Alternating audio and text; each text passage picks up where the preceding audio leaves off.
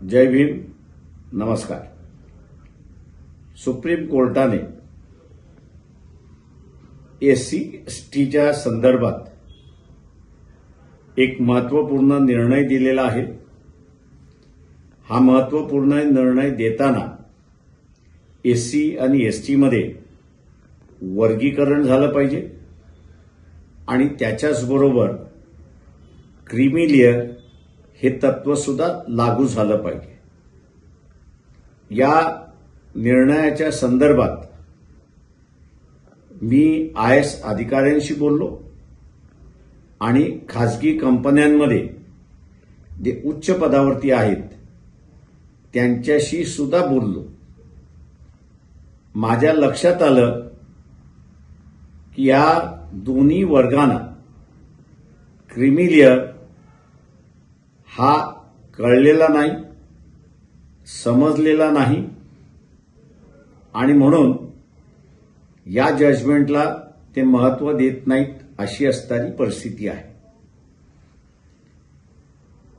Supreme कोर्टाने creamy layer ठरवताना त्यांनी क्रीमी लेअरची व्याख्या केली आणि क्रीमी लेअरची व्याख्या करताना त्यांनी असं म्हटलंय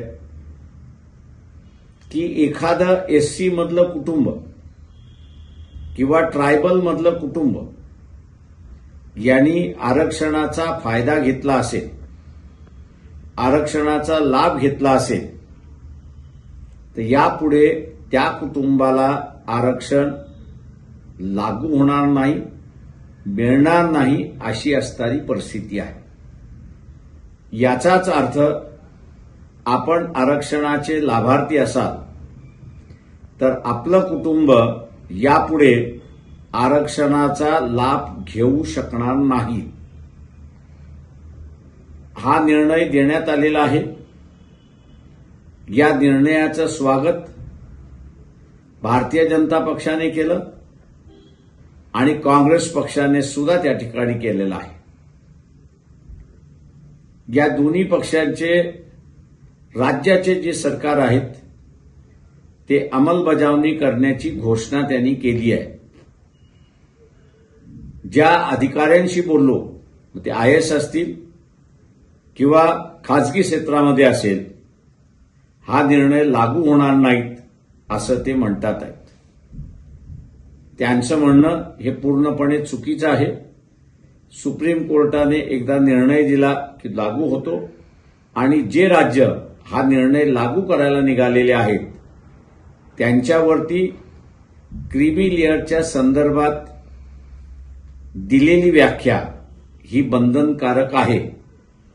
उद्या ज्यावेळेस या स्वरूपाचा कायदा केला जाईल त्यावेळेस ज्या कुटुंबाने एखादा लाभ घेतला असेल तर यापुढे त्याला लाभ मिळणार नाही अशी व्याख्या केलेली आहे आणि जजमेंटमध्ये नमूद करण्यात आलेलं आहे।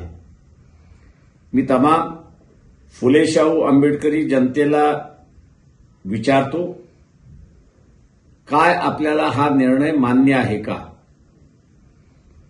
ज्या राजकीय पक्षाला लोकसभेमध्ये आपण मतदान दिलं, मग काँग्रेस, एनसीपी, उद्धव ठाकरे या सर्वांनी या निर्णयाचं स्वागत केलेलं आहे आणि आरक्षण असं संपवता येत नाही तर क्रीमी लेअरच्या माध्यमातून संपवण्याची भाषा त्या ठिकाणी झालेली आहे।